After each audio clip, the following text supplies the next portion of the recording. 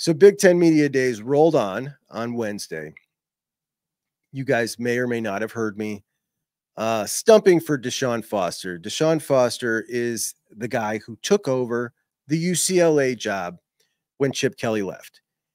And Deshaun Foster is a guy who went to UCLA. He's a guy who was a very good NFL running back. And then he went back to UCLA to coach when he was done playing in the NFL. And he's been there on the staff in some capacity for like 9 years. So Chip Kelly leaves. They obviously don't have a ton of time to find a hire. Remember, it was kind of later in the cycle. And they end up choosing Deshaun Foster to coach the UCLA football program. And there is a big pushback from the couple of UCLA fans. They don't like it. They're very angry. They get kind of lit up in the papers. And Deshaun Foster obviously hears this. He's incredibly excited to take over the program. It's his first head coaching job. And he gets up at the introductory press conference, and he is basically saying to them with tears in his eyes, I'm ready for this. I can do this. And I thought it was a touching moment. And ever since then, I've been rooting for the guy. And I have said that on the show a couple of times. Well, today was his debut in front of Big Ten Media Days, and he got up on the podium. I'm sure you guys don't know too much. We'll begin with your opening statement.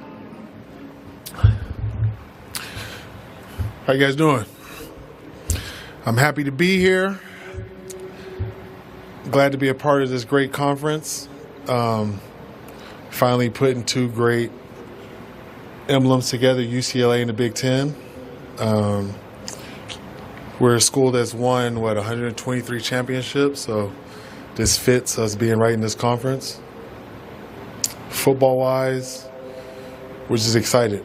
You know, I'm sure you guys don't know too much about UCLA, but our football program, but we're in LA.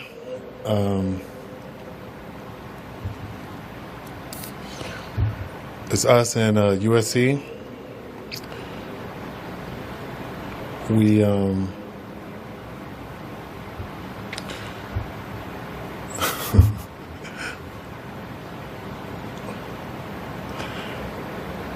I'm just basically excited, really. That's it. Any questions? In a second. All right. So my initial reaction was, I feel so bad for this guy. He got up there. There's no way he could be clueless enough to not have rehearsed his speech several times because he didn't have any notes. So it must have been in his head.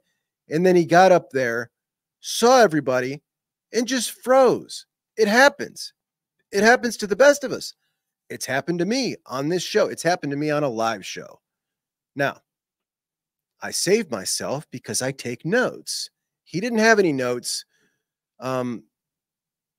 It's either one of two things. Either he rehearsed the thing and knew it in his head and then froze and totally lost track, or this guy, after all the criticism of him being hired as the UCLA coach, went in to Big Ten Media Days, walked up there on that stage, had nothing prepared after seeing all the other head coaches come up and give like a 7-minute opening to their 15-minute press conference there.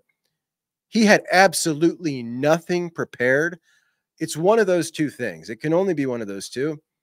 And my initial reaction was, it has to be the first. There is no way this guy is that much of a bonehead that he would not have prepared anything. Unfortunately, I think that's what happened. I don't think he had anything prepared.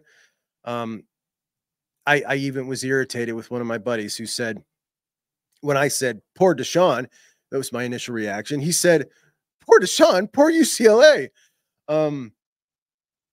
And I said he was a cold-hearted son of a gun because I'm just empathetic to the guy for some reason. I'm not anymore.